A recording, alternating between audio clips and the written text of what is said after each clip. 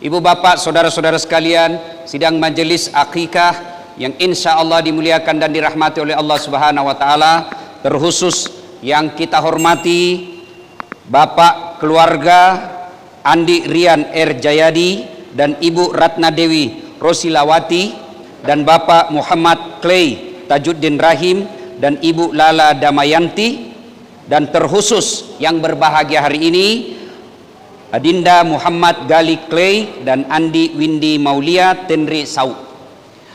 Beberapa bulan yang lalu, setahun yang lalu, saya ceramah nasihat perkawinan.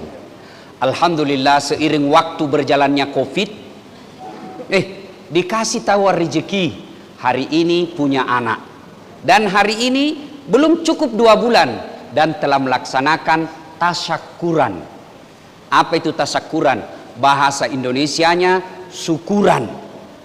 Nah, kenapa bersyukur? Karena ada orang bertahun-tahun tidak dikasih anak. Ada orang sampai 2 kali menikah karena dia mau punya anak, tidak dikasih anak.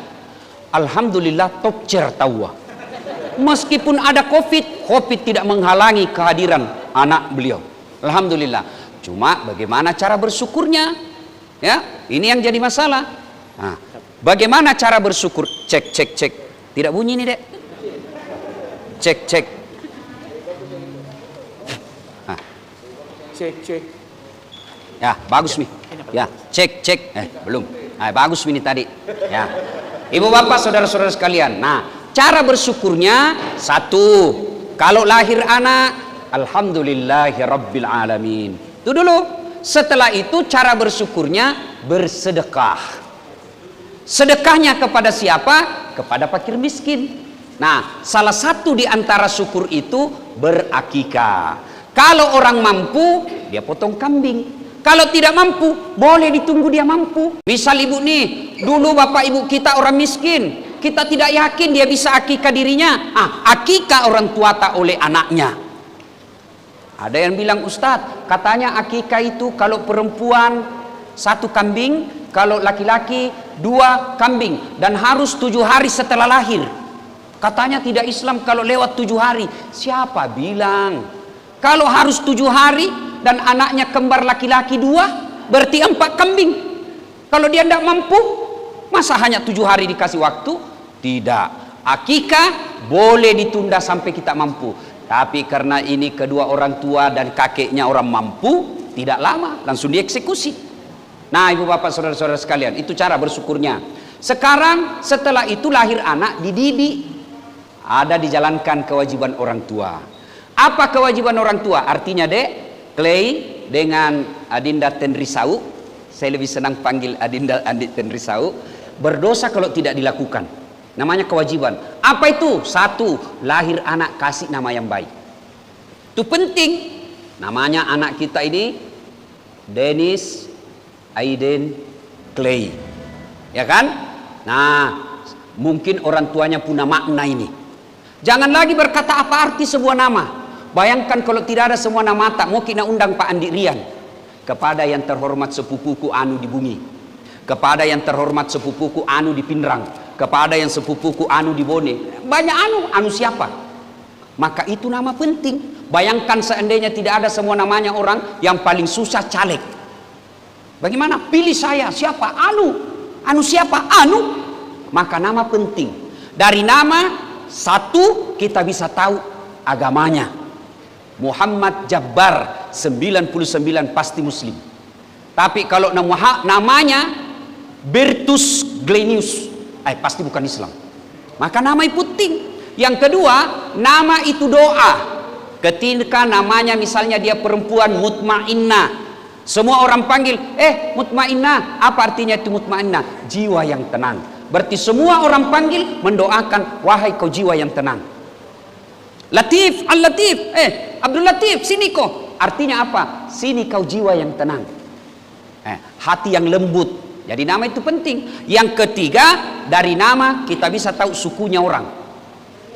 Coba Maki, kalau ada orang namanya Andi Baso, tidak mungkin orang Jawa. Iya toh? Namanya Ambok Dalle, tidak mungkin orang Sunda. pasti orang Bugis. Masa Ambok Dalek namanya orang Jawa? Tidak mungkin.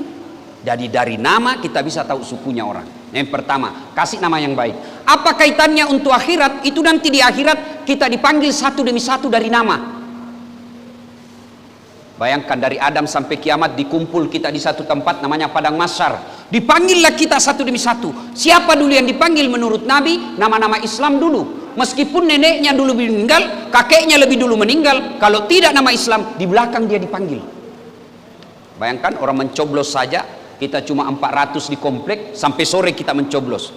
Bagaimana itu di Padang Mahsyar? Dari Adam sampai kiamat, berapa triliun manusia dipanggil satu demi satu. Siapa dulu? Nama-nama Islam dulu. Abdurrahman, Abdul Jabbar, Siti Fatimah, Aisyah, Mutmainnah, itu dulu dipanggil. Rudi, Tony, Joni, Nining, Ningsi, Titi, Tuti, di belakang semua. Dipanggil juga tapi di belakang pi. Akan ini penting. Maka kasih nama yang baik. Yang kedua, kewajiban orang tua. Setelah kasih nama yang baik, alhamdulillah diresmikan hari ini, maka kewajiban yang kedua adalah memberi makan. Silahkan carikan makan, tapi jangan lupa syaratnya halalan, thayyiban, wasi'an. Halal, baik, banyak.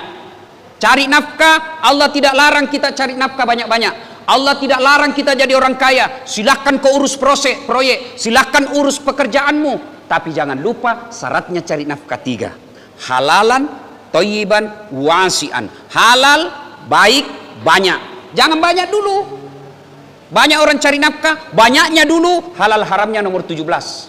Akhirnya apa? Banyak duitnya, tapi selalu dia kasih makan uang haram anaknya. Begitu besar anaknya susah didoakan, anaknya susah diberitahu, lain dia bilang, lain dia laksanakan. Kenapa? Karena yang membentuk darah dagingnya barang haram. Adindaku berdua, ini fungsinya istri. Kalau datang nanti suami kita, apalagi saya dengar nanti suaminya kerja di luar negeri. Nah, begitu datang, Pak, biasanya gajinya Bapak cuma 10 juta. Kok ini menjadi 13 juta? Dari mana ini 3 jutanya? Kalau halal, kasih masuk. Kalau haram, saya tidak mau kasih makan darah dagingku uang haram. Itu istri yang baik. Ibu-ibu bisa kira-kira? Bisa?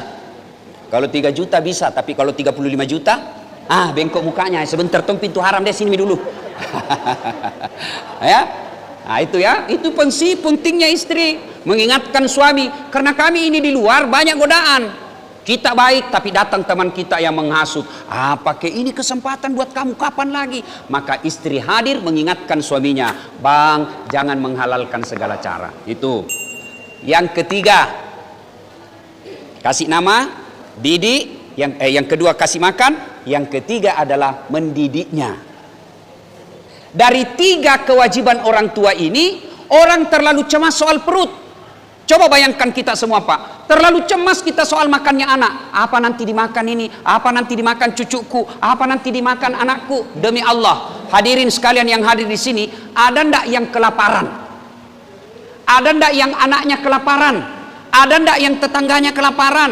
Ada ndak yang cucunya kelaparan? Tidak ada. Yang bisa membuat matinya bukan kelaparan, tapi tabrakan ada, geng motor ada, overdosis ada, tawuran ada. Tidak ada orang wafat karena kelaparan. Apalagi kita orang Bugis Makassar, engkau ya sesiri, malu kita kalau kita anak kita lapar. Tapi yang membuat kita cemas sebenarnya bukan makannya, didiknya. Ini perutnya anak kita nanti insya Allah, kakeknya orang berada dua-dua, bapaknya sudah jelas kerjanya. Tidak usah kau cemaskan perutnya anakmu, tidak usah. Yang perlu dicemaskan cara mendidiknya anak. Coba saya kasih contoh. Ibu-ibu, tahu ndak cicak? Tahu cicak? Cecak di sini, kalau di Sulawesi cicak. Tahu cecak? Apa dia makan itu cecak? Apa? Nyamuk. Masuk akal ndak? Satu di dinding, satu terbang. Mana bisa ketemu? Satu di dinding, satu terbang. Ndak bisa ketemu, ndak ada terminalnya, ndak ada bandaranya. Ya. Tapi kita ingat lagu kita waktu kecil. Cicak-cicak di dinding, diam-diam merayap. Datang seekor nyamuk, nyamuk yang datang. Lagu tidak mengatakan cicak lompat ke nyamuk. Patah-patah kasihan cicak. Maka Allah telah menjamin rezekinya setiap manusia. Demi Allah, agama menginformasikan, tidak keluar dari rahim ibu seorang manusia sebelum Allah telah menjamin rezekinya. Jadi tidak usah cemas, apa nanti dimakan cucuku, apalagi dimakan anakku. Allah Maha Kaya. Yang kita cemaskan cara mendidik anak. Alhamdulillah, dalam buku ini ada dijelaskan cara mendidik anak. Silahkan baca psikologi mendidik anak, riset hasil jurnal cara membini anak, silahkan. Tapi keliru kalau kau tidak buka Quran. Ini dalam surah Luqman. Bermula dari surat Luqman ayat 12. Di situ Allah jelaskan menurut surah Luqman, ya bunayya la tusrik billah. Itu dulu, anakku jangan kau serikatkan Allah. Akidah dulu.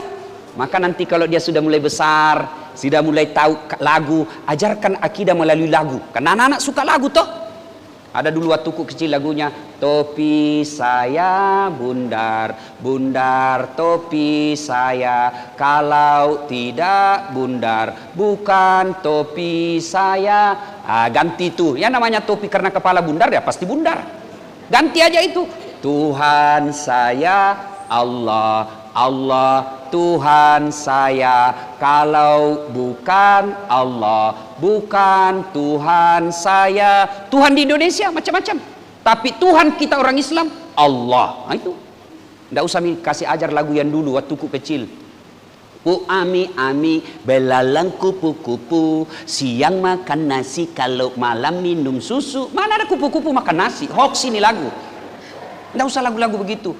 Dari kecil kita ajarkan lagu-lagu yang di dalamnya ada pendidikan. Ajarkan salawat. Coba kita lihat tadi. Begitu dia dengar salawat, dia tenang hatinya. Ya Nabi salam alaika, ya Rasul salam, salam alaika. Kalau kita Pak Andi Rian pasti dapat lagunya nenek kita dulu. Kalau nak ayung ki, ya be lale matin rotudang. Ada lagu-lagunya itu, dia kasih kita semangat, dia kasih kita motivasi menjadi anak yang baik. Nah, ibu bapak saudara-saudara sekalian, setelah itu berikutnya aqimis sholat, ajar dia sholat. Setelah dia ajar sholat, menurut surah Luqman, ajarkan anakmu jangan jalan di muka bumi ini dengan sombong. Akhlak. Ada orang bapaknya yang jenderal, anaknya nak perintah semua satu kantor. Ajarkan anak, nah itu sopir kerja sama bapak, bukan kerja sama kamu. Nah itu pembantu temanmu juga. Untung mamamu bukan pembantu. Hargai dia seperti kau menghargai ibumu sendiri. Akhlak dari kecil. Kalau dia punya temannya, ajarkan dia bersedekah. Tuh menurut surah Luqman, ajarkan dia bersedekah. Kalau datang sepupunya, kan namanya sepupu, ada yang miskin ada yang kaya. Tidak semua kita bersepupu kaya. Maka kalau datang sepupunya yang miskin, kasih duit. Nah ini kasih sepupu, ajarkan dia bersedekah. Supaya dia tahu akhlak. Yang paling penting buat anak sebenarnya akhlak. Biar dia tinggi sekolahnya, banyak gelarnya, tapi kalau tidak baik akhlaknya, bukanlah anak yang bagus. Nah, sudah Bapak Ibu Saudara-saudara sekalian, yang berikutnya lagi diajarkan birrul walidain. Berbuat baik kepada kedua orang tua. Apa gunanya kita didik anak ini? Satu, itu anak adalah permata jiwa. Coba tadi kakeknya saya lihat, baru kasihan dia kasih pindah, menetes air matanya terharu. Saya yakin Pak Andi Rian, lihat itu statusnya, wallpapernya pasti cucu tadi situ. Hilang itu gambarnya istri, diganti oleh cucu kan, begitu cintanya. Nah kita berharap nanti anaknya ini, cucunya kasihan ini menjadi masa depan.